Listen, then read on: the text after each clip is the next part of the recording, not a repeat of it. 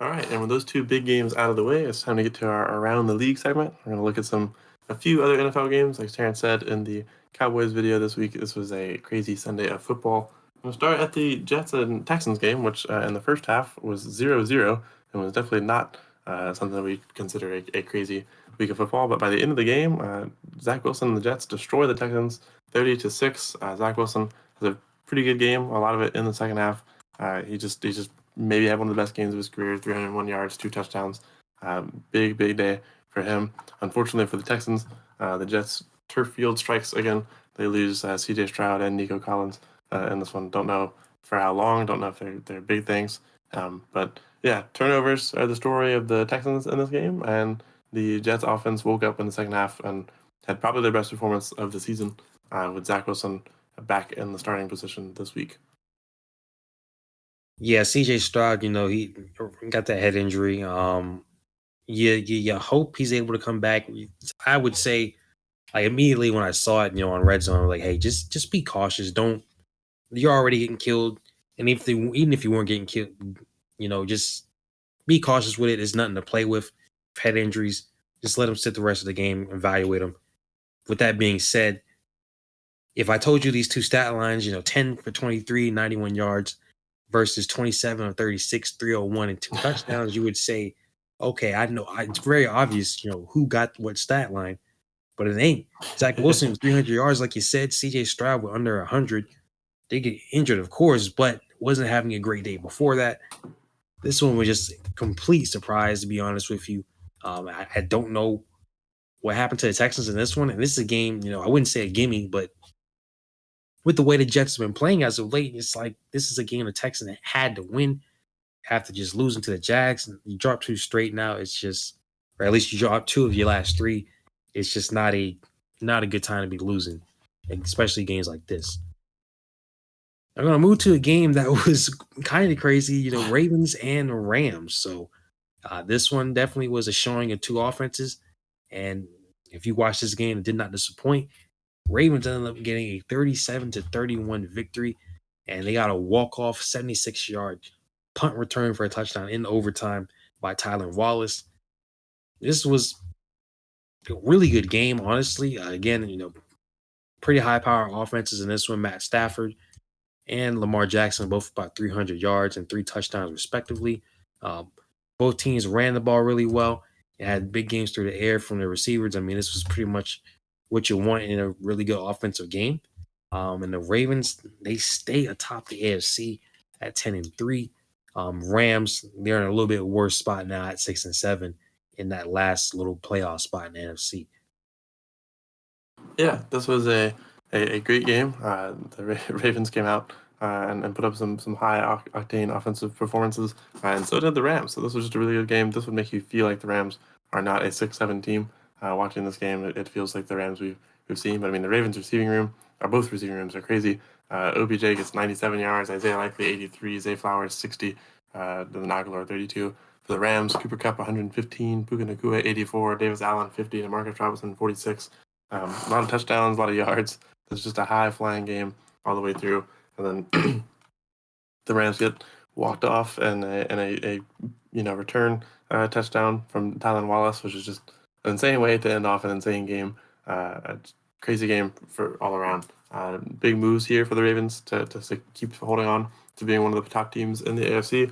And yeah, this is going to be rough for the Rams, although the NFC playoff picture is much more open as far as the amount of 6-7 and 7-6 teams that are over there.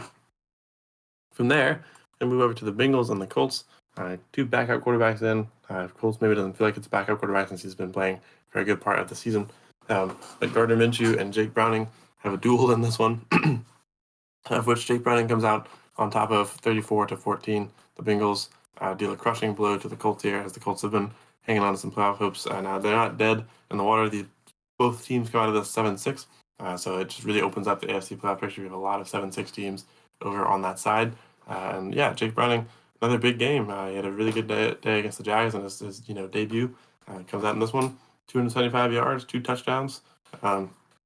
Gets Joe Mixon involved, 80 yards and a touchdown on the ground. Chase Brown leads them in the air with 80 yards, which is pretty crazy. Gardner Minshew doesn't necessarily play like the worst game ever, but it's not not amazing. The Colts just can't get as much going. They can't keep pace with the Bengals, which is proven by the fact that they put up all 14 of their points in the second quarter. Bengals scored at least once in every quarter, and the Colts showed up in the second and never showed up again.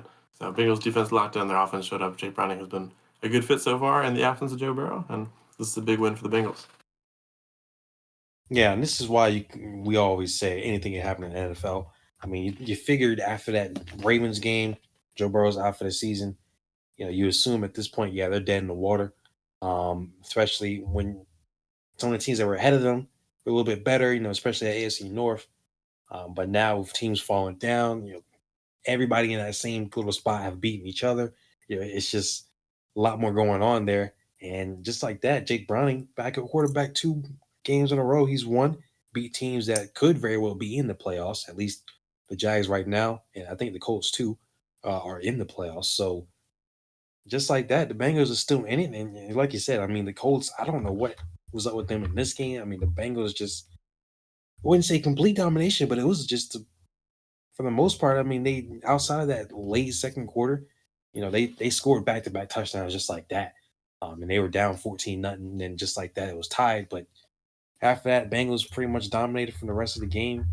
And Colts have now put themselves in more of a frustrating position because now with a lot of tiebreakers, they can fluctuate without winning or losing. So they definitely could have had a really good spot in the AFC South, with the Texans as well as the Jaguars losing, but they didn't. Then we move to the Browns. As we just said, the Jaguars, they lose to the Browns. Jaguars losing another game after beating the Texans a couple weeks ago. They fall to the Browns 31-27. We look kind of stupid after this pick. We said, if Trevor Lawrence, were to play this game, they would win. He plays this game, and he's part of the reason why they lost. 3 interceptions, insanely costly. It was a 4-point game at the end, but I mean, it was not. It didn't feel like a 4-point game.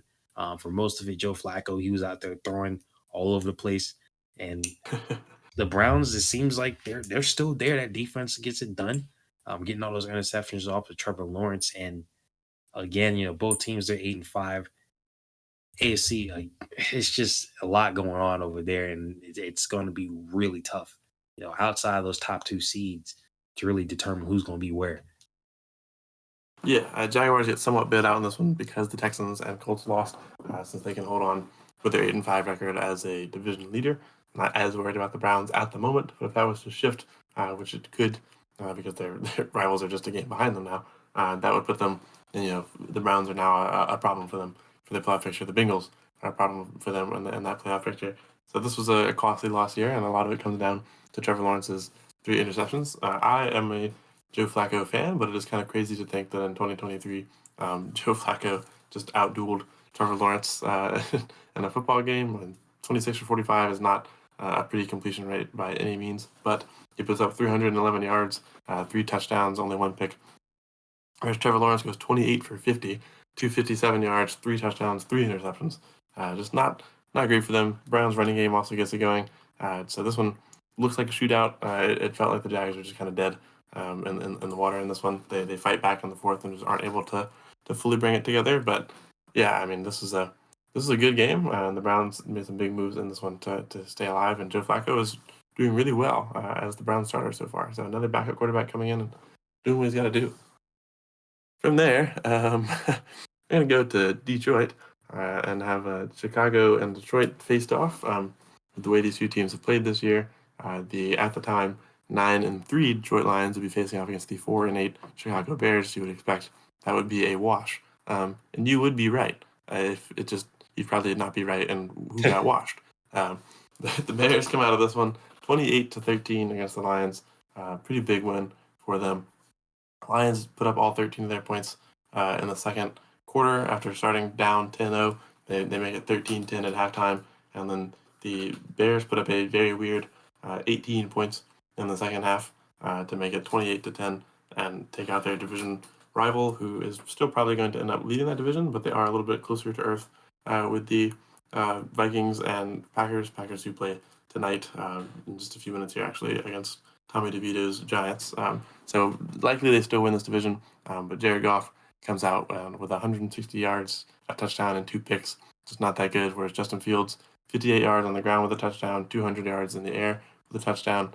Justin Fields just plays a much better game than Jared Goff. The Lions' running game is strong in this one, but the passing game just isn't there as much, and they're not able to hold up.